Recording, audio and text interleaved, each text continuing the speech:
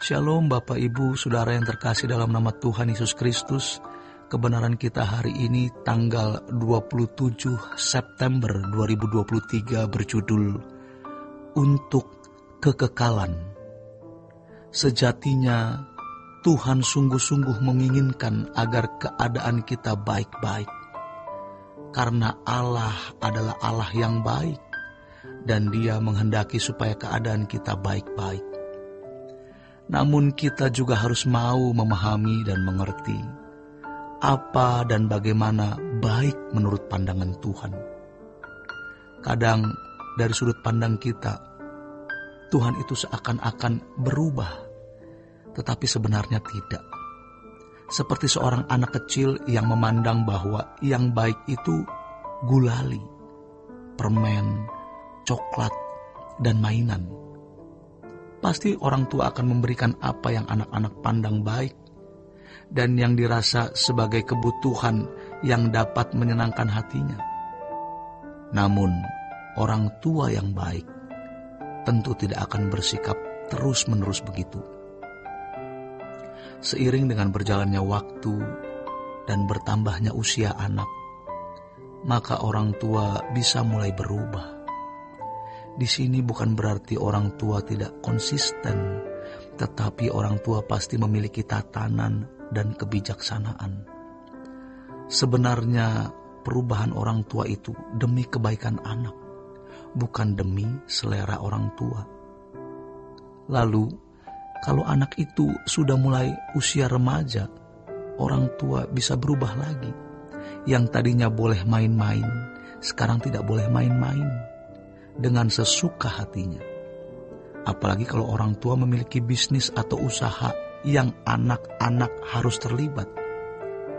Maka anak-anak tentu harus memulai membantu orang tua. Demikian pula dengan kehidupan kita dalam kekristenan. Ketika seseorang baru menjadi Kristen, berbicaranya selalu tentang mujizat, keajaiban-keajaiban Tuhan, serta pertolongan Tuhan dalam kehidupannya yang menakjubkan. Dan mereka menilai kebaikan Tuhan dari pengalaman hidup itu. Namun setelah dipandang Tuhan harus akil balik. Tuhan tidak akan dengan mudah menjawab doa. Kadang-kadang Tuhan membiarkan orang Kristen tersebut berlarut-larut dalam persoalan hidup, dalam pergumulan, dalam kebutuhan. Ketika mereka berdoa, Tuhan juga tidak kunjung menjawab. Tuhan juga mulai membawa orang Kristen tersebut kepada keadaan hidup di mana dia harus melewati hari-hari yang tidak menyenangkan. Keadaan yang tidak menyenangkan, bahkan penderitaan. Namun, ternyata itu hal yang baik.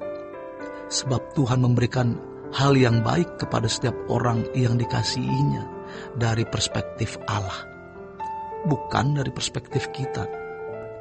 Maka kita harus memahami hal itu dengan benar.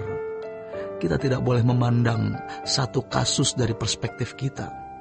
Kita harus memandang satu kasus dari perspektif Tuhan. Kita harus mengerti apa yang dipandang baik menurut Tuhan, bukan menurut kita. Firman Tuhan mengatakan, Aku ini mengetahui rancangan-rancangan apa yang ada padaku mengenai kamu.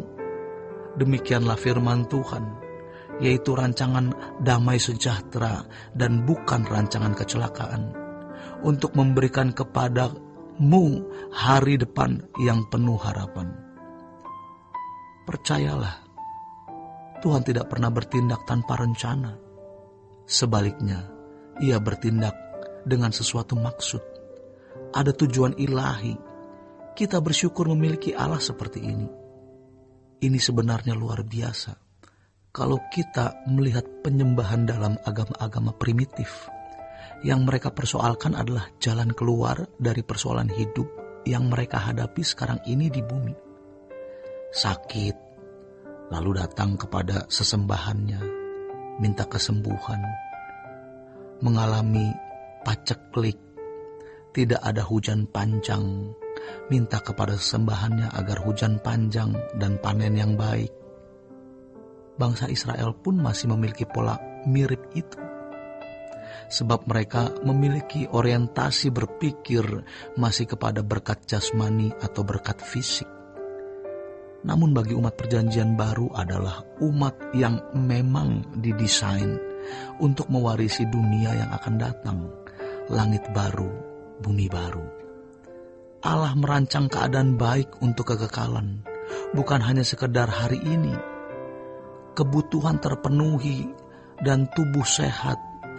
Namun bagaimana umat pilihan yang sangat dikasihi oleh Tuhan itu memiliki masa depan yang penuh harapan?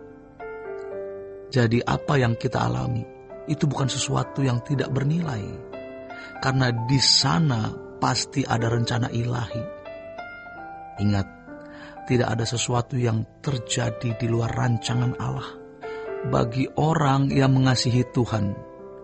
Memang di sini kita melihat kenyataan adanya orang-orang Kristen yang mengalami keadaan sulit dan menilainya sebagai sebuah kecelakaan.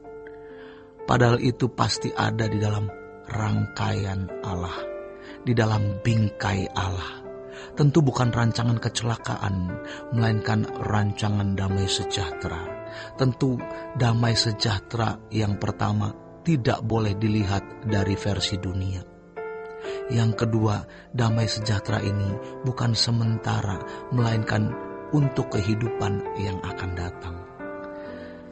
Jadi, sekarang kita harus serius berusaha untuk mengerti apa yang Tuhan kehendaki di balik semua ini. Tanpa bertanya kepada Tuhan, tanpa datang kepada Tuhan, tanpa memperkarakan Tuhan dalam doa, duduk diam di kaki Tuhan, kita tidak akan pernah menemukan jawabannya. Jadi, harus ada momen di mana kita ada di hadirat Tuhan untuk memperkarakan atau mempersoalkan perjalanan hidup yang sedang kita jalani. Demikian kebenaran kita hari ini. Selamat berjuang untuk memperkarakan semua perjalanan hidup di dalam hadirat Tuhan. Sola Gracia.